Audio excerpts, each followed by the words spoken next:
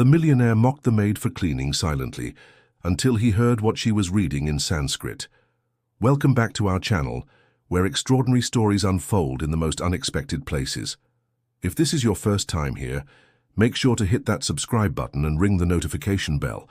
You won't want to miss these incredible tales, and please, tell us in the comments where you're listening from. We love connecting with our amazing viewers from around the world. Today's story will take you on an emotional journey that proves we should never judge others by their circumstances. So grab your favorite drink, get comfortable, and let's dive into this remarkable tale that unfolded in the heart of New York City. Chapter 1. The Golden Cage. The morning sun cast long shadows across the marble floors of the Blackstone mansion on Manhattan's Upper East Side. At 38, Richard Blackstone had everything money could buy: a $20 million penthouse, a fleet of luxury cars, and a tech empire that made him one of the youngest billionaires in New York. Yet, as he stood in his floor-to-ceiling windows, surveying the city below, an familiar emptiness gnawed at his chest. Another successful acquisition, he muttered, scrolling through his phone's financial updates. His latest company purchase had just been finalized, adding another $100 million to his net worth. But the numbers felt hollow, meaningless digits on a screen. The soft sound of footsteps on marble barely registered in his consciousness.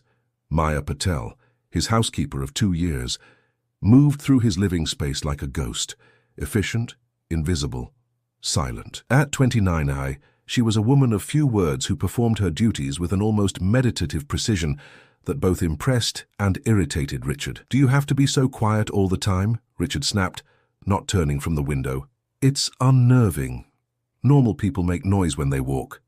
Maya paused in her dusting, her dark eyes meeting his reflection in the glass for just a moment before returning to her work. She said nothing, as always, simply continuing her methodical cleaning with the same serene composure that had marked her presence in his home since the day she'd started working for him. Richard's jaw tightened. He was accustomed to people hanging on his every word, laughing at his jokes, seeking his approval. Maya's indifference was like a constant thorn in his ego. She treated him with professional respect, nothing more, nothing less. No flattery, no attempts to ingratiate herself, no acknowledgement of his wealth or status. "I'm talking to you," he said, his voice rising with irritation. "The least you could do is respond when your employer speaks to you." Maya straightened, her slim hands folding neatly in front of her simple grey dress. "I apologize, Mr. Blackstone. I was focused on my work." "Is there something specific you need?" Her accent carried the faint musicality of her Indian heritage, but her English was flawless, precise. Richard found himself studying her face for the first time in months. High cheekbones, intelligent brown eyes, and an expression of patient dignity that somehow made him feel small despite towering over her. He paused, realizing he had no idea what he actually needed. "Just make some noise. You move around here like a library ghost. It's disturbing." "Of course, Mr. Blackstone." Maya's voice remained steady, professional. "I'll be more mindful of that." As she returned to her cleaning, Richard noticed something tucked into her cleaning supplies. A small worn book with strange symbols on the cover. Sanskrit, he realized, though he couldn't read a word of it. "What's that?" he demanded, pointing at the book. Maya glanced down, her hand instinctively moving to cover the book. "Personal reading material, sir. I hope it's not inappropriate to keep it with me." "Reading?" Richard's laugh was sharp, mocking. "You read that chicken scratch. What is it? Fortune-telling? Horoscopes?" His prejudices and assumptions poured out unchecked. "I guess everyone needs their little escapes from reality." For the first time since he'd known her, something flickered in Maya's eyes. Not anger, but a profound sadness that made Richard's chest tighten unexpectedly. She carefully tucked the book away and continued her work without another word. The rest of the morning passed in uncomfortable silence. Richard tried to focus on his emails, his conference calls, his endless stream of business decisions, but he kept finding his attention drifting to Maya's quiet presence in the background. There was something about her reaction to his mockery that left him feeling unsettled, as if he'd stepped on something precious without realizing it. By noon, Maya had finished the main living areas and moved to the library. The one room in Richard's massive home that truly reflected his personality, Floor-to-ceiling bookshelves lined the walls, filled with first editions, business biographies, and classic literature. Books he'd collected but rarely had time to read. As Richard passed the library door, he caught a glimpse of Maya standing before one of the shelves, not cleaning but reading the spine of a leather-bound volume with an expression of deep longing. Her fingertips traced the gold lettering as if she were touching something sacred. "Find something interesting." The sarcasm in his voice made her jump. Maya immediately stepped back, her professional mask slipping back into place. "I'm sorry, Mr. Blackstone. I was just admiring your collection. I'll get back to cleaning." No, Richard said, his curiosity piqued despite himself. "Tell me what caught your attention. I'm always interested in getting reading recommendations from the help." The words stung even as he said them, and he saw Maya's shoulders stiffen slightly, but when she turned to face him, her expression was composed. "Marcus Aurelius," she said simply. "Meditations. It's a remarkable work of philosophy." Richard's eyebrows shot up. He'd owned that book for 5 years and never cracked it open. "Philosophy? You read philosophy?" "When time permits," Maya replied carefully. "Between scrubbing floors and doing laundry, or you mean?" Richard's tone was dismissive, but something about her quiet dignity was beginning to chip away at his assumptions. What could a maid possibly understand about Marcus Aurelius? Maya met his gaze steadily, perhaps the same things anyone might understand about the nature of human suffering and the pursuit of wisdom. "Mr. Blackstone." Her response hung in the air between them, more eloquent and thoughtful than anything Richard had heard in his boardrooms in months. For a moment, he was at a loss for words, confronted by the possibility that his carefully constructed worldview might be more limited than he'd believed. The moment was broken by the buzz of his phone. Another crisis, another deal, another urgent matter that demanded his immediate attention. As he turned to take the call, he caught one last glimpse of Maya in his peripheral vision, already back to her work, moving through his world like a silent philosopher in servant's clothing. That night, alone in his vast bedroom, Richard found himself thinking about the Sanskrit book, about Maya's quiet intelligence, about the way she'd touched his unread philosophy collection with such reverence. For the first time in years, he felt the uncomfortable stirring of curiosity about another human being, and the even more uncomfortable realization that he might not know as much about the world as he'd believed. Chapter 2. Cracks in the Foundation. 3 days passed before Richard encountered Maya again in any meaningful way. He'd been traveling, closing a deal in California that would expand his tech empire into artificial intelligence. The acquisition had been brutal, requiring 16-hour days and cutthroat negotiations, but he'd emerged victorious once again. Yet as his private jet descended toward Teterboro Airport, he felt none of the usual satisfaction that accompanied his business victories. The mansion felt different when he returned, cleaner, somehow more organized, but also strangely warmer. Fresh flowers adorned the main rooms, not the expensive arrangements his previous housekeepers had purchased from Manhattan's most exclusive florists, but simple wildflowers arranged with an artist's eye for color and composition. "Maya," he called out, setting down his briefcase in the marble foyer. "Welcome home, Mr. Blackstone," came her soft voice from the direction of the kitchen. "I hope your trip was successful." He found her preparing what appeared to be a simple lunch, not the elaborate meals his personal chef usually prepared, but something that smelled incredible and made his stomach growl with unexpected hunger. "What is that?" he asked, moving closer to investigate. "Khichdi," Maya replied, not looking up from the stove. "It's a simple Indian comfort food, rice and lentils with spices. I thought, after traveling, you might prefer something gentle on the stomach rather than rich food." Richard paused. In all his years of wealth, no one had ever considered what he might actually want to eat after a long trip. His staff followed orders, prepared what was requested, but never anticipated his needs with such thoughtful consideration. "You thought—" The question came out sharper than he'd intended, but Maya didn't flinch. "I apologize if I overstepped, sir. There are ingredients for your usual meals in the refrigerator if you prefer." "No, it's—" Richard struggled with words that felt foreign on his tongue. "It smells good. Thank you." Maya's eyes widened slightly, apparently Gratitude from her employer was as rare as he was beginning to realize. She served the meal on his finest china, the simple food looking elegant against the gold-rimmed porcelain. As Richard ate, he found himself studying Maya with new attention. She moved through his kitchen with the same quiet efficiency she brought to everything, but now he noticed the grace in her movements, the way she seemed to be constantly thinking, processing, observing. She wasn't just performing tasks. She was present in each moment with a mindfulness he'd never encountered in his world of constant distraction and multitasking. "The food is excellent," he said, surprised by how much better he felt after eating something that hadn't come from a five-star restaurant or been prepared by a chef with a massive ego. "I'm glad you enjoyed it, sir." Maya.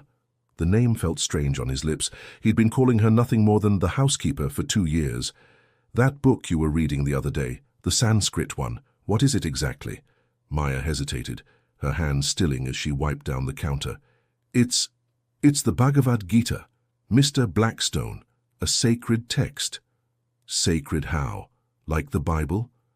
"In some ways, yes. It's a dialogue between a prince and his charioteer about duty, righteousness, and the nature of existence. It's considered one of the most important philosophical and spiritual works in Hindu literature." Richard leaned back in his chair, intrigued despite himself. "And you can read it in the original language." "Sanskrit was part of my education," Maya said carefully. Before I came to work for you." Something in her tone suggested there was much more to that story, but Richard found himself approaching the subject with uncharacteristic delicacy. "What did you do before?" "I realize I never asked." Maya turned to face him fully for the first time in their conversation, and Richard saw something vulnerable in her expression, as if she were weighing whether to trust him with the truth.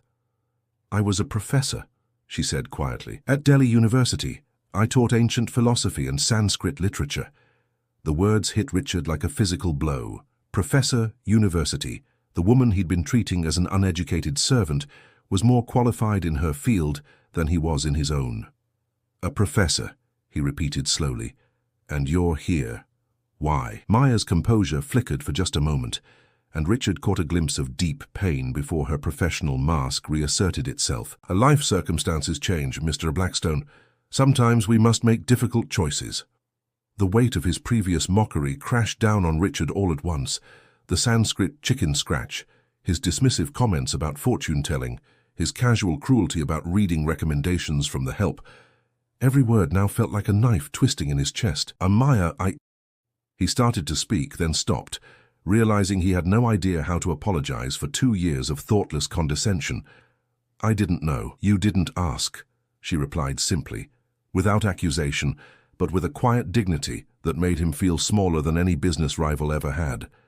The silence stretched between them, heavy with unspoken truths and missed opportunities for human connection. Richard found himself seeing his home through Maya's eyes for the first time, not as a symbol of his success, but as a lonely monument to his isolation from the world beyond his wealth. That evening, after Maya had left for the day, Richard found himself in his library, pulling the volume of Marcus Aurelius from the shelf. As he opened it for the first time in 5 years of ownership, a piece of paper fell out, a small note in Maya's careful handwriting. "While the universes change, our life is what our thoughts make it." Book 4, Meditations. Sometimes the most profound wisdom comes from those who have lost everything and found themselves. Richard stared at the note for a long moment, realizing that Maya had been leaving him messages all along. Not in words, but in the flowers she arranged, the meals she prepared, the quiet grace with which she moved through his world. She had been trying to bring beauty and meaning into his sterile existence, and he had been too blind to see it. For the first time in years, Richard read until well past midnight, losing himself in the words of a Roman emperor who had understood something about life that all of Richard's money couldn't buy. And as he read, he began to understand that Maya's Sanskrit book wasn't just ancient philosophy. It was a lifeline, a connection to something larger than the material world that had become his prison. The next morning would bring new questions, new realizations, and the beginning of a transformation that neither Richard nor Maya could have anticipated. But for now, in the quiet of his library, Richard Blackstone began the slow, difficult process of learning to see beyond his own assumptions about the world and the people in it. Chapter 3. The Weight of Truth. The following morning brought an unusual scene in the Blackstone mansion. For the first time in Maya's memory, her employer was awake before she arrived, sitting in the kitchen with a cup of coffee and the Marcus Aurelius book open on the marble counter. "Good morning, Maya," Richard said as she entered, his voice carrying none of its usual commanding edge. "Good morning, Mr. Blackstone," Maya replied, clearly surprised to find him there. "Is everything all right?" "I read your note," he said simply, touching the piece of paper that lay beside his book. "And I've been thinking about what you said yesterday, about being a professor." Maya's hands stilled on the cleaning supplies she'd been organizing. Something in Richard's tone was different, quieter, more thoughtful, stripped of the casual arrogance she'd grown accustomed to navigating around. "I owe you an apology," Richard continued, the words clearly difficult for him. "Actually, I owe you many apologies. 2 years' worth. Mr. Blackstone, you don't need to—" "Yes, I do." He stood up, moving to face her directly. "I've treated you as if you were invisible, as if your thoughts and feelings didn't matter. I mocked your intelligence, your heritage, your reading. I was cruel, and I was wrong." Maya blinked in surprise, clearly unprepared for this level of vulnerability from the man who had barely acknowledged her humanity for 2 years. "I accept your apology," she said softly, "but you weren't to know about my background." "I never told you." "But I never asked," Richard replied, echoing her words from the previous day. "I made assumptions based on your job, your position in my house. I saw what I expected to see instead of who you actually are." He gestured toward the kitchen table. Would you sit with me for a moment? I'd like to understand, if you're willing to tell me." Maya hesitated, clearly torn between professional protocol and human curiosity. Finally, she took a seat across from him, her posture still formal but her expression softening slightly. "What would you like to know?" "Everything," Richard said immediately, then caught himself. "I mean, whatever you're comfortable sharing. How does a university professor end up working as a housekeeper in New York?" Maya was quiet for a long moment, her fingers tracing patterns on the marble table surface. When she finally spoke, her voice carried the weight of carefully contained grief. "My husband was also a professor," she began. "Dr. Arjun Patel, a researcher in sustainable agriculture. We met at university when I was pursuing my doctorate in Sanskrit literature and ancient philosophy. He was brilliant, passionate about using traditional Indian farming methods to address modern food security challenges." She paused, and Richard could see the effort it took for her to continue. 3 years ago, Arjun was invited to speak at a conference here in New York about climate change and agricultural sustainability. It was a tremendous opportunity, a chance to share his research with an international audience. Maya's voice grew quieter. "The night before his presentation, he had a heart attack in his hotel room. He was only 31. Richard felt his chest tighten. "Maya, I'm so sorry." "The medical bills," Maya continued, "even with insurance, they were overwhelming. And then the funeral costs, the travel expenses. I lost our home, our savings, everything. In India, I was Dr. Maya Patel, respected in my field, published, secure. But grief and debt don't care about your degrees or your reputation." She looked up at Richard, her eyes bright with unshed tears but her voice steady. "I came to America because Arjun had always talked about the opportunities here. I thought I could find work at a university, rebuild somehow, but my credentials didn't transfer easily, and I needed immediate income to survive. The housekeeping agency that placed me here was kind enough to overlook my lack of experience in domestic work." The weight of her story settled over Richard like a heavy blanket. This woman, who he'd dismissed and belittled, had lost everything and still managed to carry herself with grace and dignity. She'd been grieving a profound loss while maintaining his household with meticulous care, never once letting her personal pain affect her professional performance. "The Sanskrit book," he said quietly. "The Bhagavad Gita, it was his." Maya nodded. "It was our wedding gift to each other. We both loved ancient philosophy, the way it could provide guidance for modern struggles. Arjun used to say that the Gita taught us that we must act with purpose, but without attachment to outcomes, that we do our duty not for rewards, but because it's the right thing to do. And you read it to remember him. I read it to understand how to keep living without him." Maya corrected gently. The Gita speaks about finding purpose in loss, about serving others not because of who they are, but because service itself is a form of spiritual practice. It's helped me find meaning in this work. Richard stared at her, feeling the full magnitude of his own blindness. For 2 years, Maya had been practicing a form of philosophy he couldn't even comprehend, finding spiritual purpose in serving someone who had shown her nothing but indifference and occasional cruelty. She had been the embodiment of the wisdom he'd been trying to acquire through books, and he'd been too arrogant to see it. "You've been teaching me all along, haven't you?" he said, his voice barely above a whisper. "The flowers, the meals, the way you move through this house with such presence. You've been practicing your philosophy right in front of me." Maya's eyes widened in surprise. "I wasn't trying to teach you anything, Mr. Blackstone. I was just trying to do my job well." "But that's exactly it," Richard said, understanding flooding through him. "You weren't just cleaning my house. You were bringing, I don't know how to say it, bringing life to it. Beauty, mindfulness, things I didn't even know were missing." He stood up abruptly, pacing to the window that overlooked his perfectly manicured garden. "I have everything money can buy, Maya. Everything. And I've been miserable for years without even realizing it. I thought success meant accumulating more money, more companies, more possessions. But you've been showing me something else entirely." Maya remained silent, but Richard could feel her attention, her careful consideration of his words. "Would you?" Richard turned back to her, suddenly feeling more nervous than he had in any business negotiation. "Would you be willing to teach me, really teach me, about the Gita, about philosophy, about finding meaning in life beyond just acquiring things?"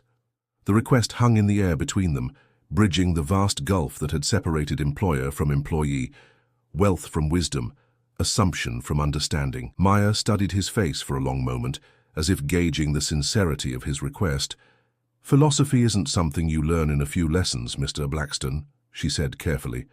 "It's a way of approaching life, of finding your place in the larger order of things. It requires humility, patience, and the willingness to question everything you think you know about yourself." "I'm ready," Richard said immediately, then caught himself. "Or rather, I want to be ready.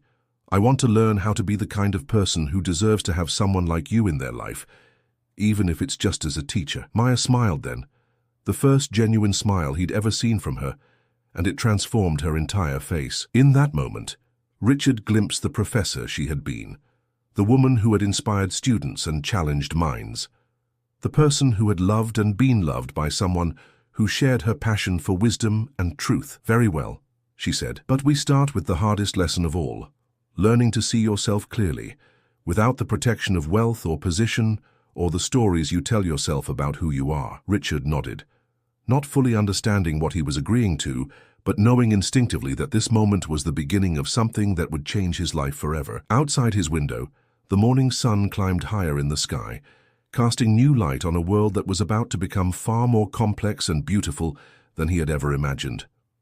Chapter 4. The Student Awakens. 3 weeks into what had become daily philosophy sessions, Richard's life had developed an entirely new rhythm. Each morning, he found himself looking forward not to stock reports or merger announcements, but to the quiet hour he spent with Maya in his library, exploring concepts that challenged everything he thought he knew about success and meaning. Today's lesson focused on a passage from the Bhagavad Gita about detachment from the fruits of one's actions, performing duty without ego or expectation of reward. Maya sat across from him, the ancient text open between them, her voice carrying the practiced cadence of someone who had spent years making complex ideas accessible to students. "The key principle," Maya explained, "is that we can control our actions, but not their outcomes. When we attach our sense of worth to results, profit, praise, success, we become slaves to forces beyond our control." Richard frowned, struggling with the concept. "But without caring about results, how do you motivate yourself to excel? My entire career has been built on setting goals and achieving them. There's a difference between caring about doing your best work and being attached to specific outcomes," Maya replied patiently. "You can strive for excellence while accepting that many factors beyond your effort determine final results." Their discussion was interrupted by the harsh buzz of Richard's phone. A text message from his business partner flashed on the screen. Emergency board meeting.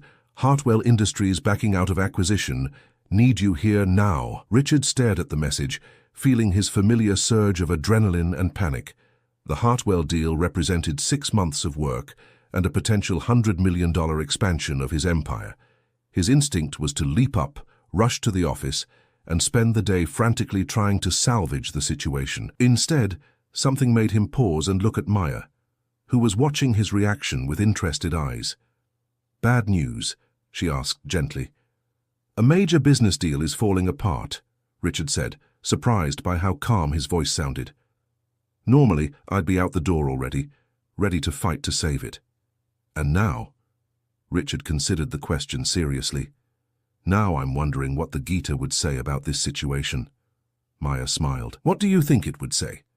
"That I should focus on what I can control, my response, my effort, my integrity in handling the situation, and detach myself from the outcome," Richard said slowly. "And how does that feel?" Richard took a deep breath, checking his internal state with a mindfulness Maya had been teaching him to cultivate. "Terrifying," he admitted. "And also strangely liberating, like I can think more clearly when I'm not panicked about losing something." "That's the beginning of wisdom," Maya said softly. Richard stood up, but instead of the frantic energy that usually accompanied his crisis responses, he moved with deliberate calm. "I'm going to handle this situation, but differently than I would have before. Will you be here when I get back?" "Of course." At the office, Richard found chaos. His partners were in full panic mode, phones ringing constantly. Assistants running between conference rooms carrying urgent documents. The familiar atmosphere of controlled hysteria that had once energized him now felt almost surreal, like watching a play he was no longer interested in performing in. "Richard, thank God," his business partner Jake Martinez called out as he entered the main conference room. "Hartwell's CEO is claiming we misrepresented the technology capabilities. He's threatening to sue for fraud if we don't release them from the contract." The old Richard would have immediately gone on the offensive, threatening countersuits, leveraging contacts, doing whatever it took to force the deal through. Instead, he found himself asking questions he'd never considered before. "Is there any truth to his claims?" Richard asked calmly. Jake looked startled by the question. "What do you mean?" "I mean, did we oversell our capabilities? Did we promise something we can't deliver?" "Well, we emphasized the potential of the technology," Jake said defensively. "That's standard in these negotiations." "But did we cross the line into misrepresentation?" The room fell silent. Richard looked around at his team, lawyers, executives, analysts, all of whom were avoiding his eyes. In that silence, he found his answer. "We did," he said quietly. "We got so focused on closing the deal that we compromised our integrity." "Richard, what are you saying?" Jake demanded. "You can't be thinking of just letting them walk away. This is a $100 million deal." "I'm thinking about what kind of business I want to run," Richard replied, feeling a strange sense of clarity, "and what kind of person I want to be." Over the next 3 hours, Richard did something unprecedented in his career. He called Hartwell's CEO directly, acknowledged the misrepresentation, and voluntarily released them from the contract with no penalties. More than that, he restructured the deal to reflect what his technology could actually deliver, reducing the price by 60%. The reaction from his team was explosive. Half thought he'd lost his mind. The other half wondered if he was playing some elaborate long-term strategy they couldn't understand. But when Hartwell's CEO called back an hour later to accept the revised deal and express his amazement at Richard's honesty, the room fell silent again. "In 30 years of business," the CEO said over speakerphone, "I've never had someone voluntarily reduce a deal to make it fair. You've earned something money can't buy, Mr. Blackston. My complete trust. Let's discuss expanding our partnership beyond this single project." By the end of the day, Richard had not only saved the Hartwell relationship, but opened the door to future opportunities that could be worth far more than the original inflated deal. More importantly, he felt something he hadn't experienced in years of business victories. Genuine satisfaction that came from doing the right thing rather than simply winning. He returned home to find Maya arranging fresh flowers in the library, the Gita still open on the table where they'd left it. "How did it go?" she asked, looking up from her work. I lost $40 million today, Richard said, settling into his chair with a smile. Maya raised an eyebrow. And you're smiling. I'm smiling because I gained something I didn't know I'd lost, Richard replied. My integrity, my ability to sleep at night, the respect of someone I was on the verge of cheating. He paused. The feeling that I'm becoming someone my teacher might be proud of. Maya's eyes softened. Your teacher is already proud, Richard.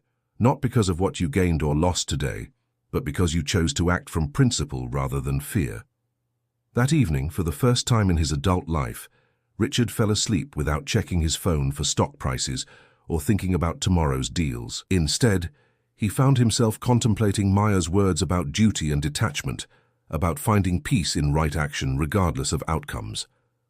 Outside his bedroom window, New York City hummed with its usual energy, but Richard Blackstone was finally learning to find stillness in the storm.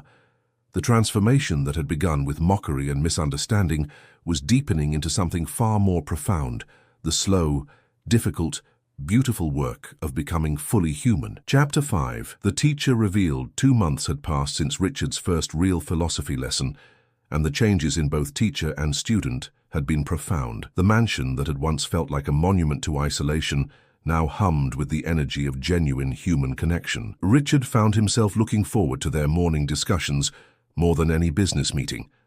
And Maya had gradually shed the invisible armor of professional distance that had protected her through years of grief and displacement. This particular morning was different.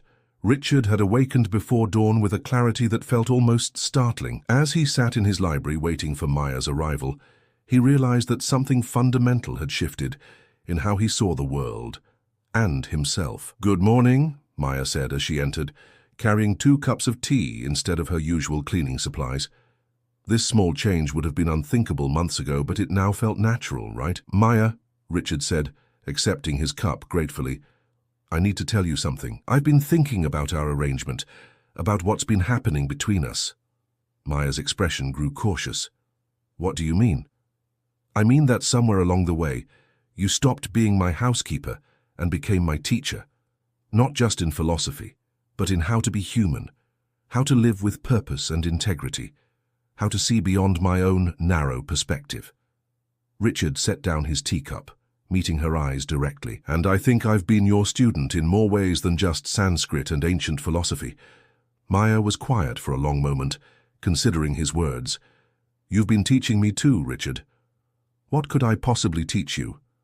"That people can change," Maya said softly. "That even someone who seems completely lost in their own ego can find their way back to their humanity. That it's never too late to choose kindness over cruelty, wisdom over willful ignorance." Richard felt a tightness in his chest, not the familiar anxiety of his old life, but something deeper, more meaningful. "I have a confession to make," he said, "and then I have something important to ask you." Maya waited, her attention complete and patient. "The confession first," Richard said, gathering his courage. "I haven't just been learning philosophy from you. I've been falling in love with you, not just with your wisdom or your grace, but with who you are as a person, your strength, your compassion, your ability to find light in darkness." Maya's eyes widened, but she didn't speak. "I know this complicates everything," Richard continued quickly. "I know there's a power imbalance. I know you're still grieving your husband. I know I have no right to these feelings given how I treated you initially, but I needed you to know that my feelings for you have nothing to do with convenience or proximity, and everything to do with genuine love and respect." Maya stood up and moved to the window, her back to him. Richard waited, his heart hammering against his ribs, prepared for rejection but grateful to have finally spoken his truth. "Arjun used to tell me," Maya said quietly, "that love isn't about finding someone perfect, but about finding someone who challenges you to become your best self, someone who sees your potential even when you can't see it yourself." She turned back to face him. "You've become that person for me, Richard. Somewhere in the process of teaching you, I started healing from my grief, started believing I could have a future beyond just surviving." Richard stood up, hardly daring to hope. "But," Maya continued, and his heart sank slightly, "I need you to understand something. I can't just be your lover or your wife or whatever this might become. I'm Dr. Maya Patel. I'm a scholar, a teacher, someone with my own dreams and ambitions that extend beyond this house." "I know," Richard said immediately. "Size, which brings me to my important question." He moved to his desk and pulled out a folder thick with documents. "I've spent the last month working on something. A foundation dedicated to preserving and teaching ancient wisdom traditions. Not just Hindu philosophy, but Buddhist, Stoic, indigenous wisdom traditions from around the world. I want to endow it with $50 million to start." Maya stared at him in amazement. "I want you to run it," Richard continued, "as the director, the head scholar, whatever title you prefer. I want to help you build something that honors your expertise and passion while making ancient wisdom accessible to modern seekers. I want to create a place where what we've discovered together can help other people find their way." Maya sank back into her chair, overwhelmed. "Richard, $50 million, money I've been hoarding instead of using for anything meaningful," Richard said. "You've taught me that wealth is only valuable when it serves a purpose beyond accumulation. This feels like the most important investment I could ever make."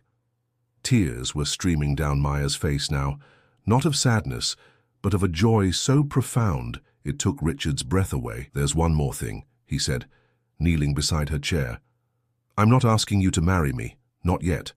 Not until you're ready, not unless you want to. But I'm asking if you'll let me continue being your student, if you'll let me support your work, your dreams, your mission, if you'll let me love you not as someone I want to possess, but as someone I want to serve and learn from and grow alongside." Maya reached out and touched his face, her fingers tracing the lines that had softened over the months of their growing connection. "Yes," she whispered. "Yes to all of it."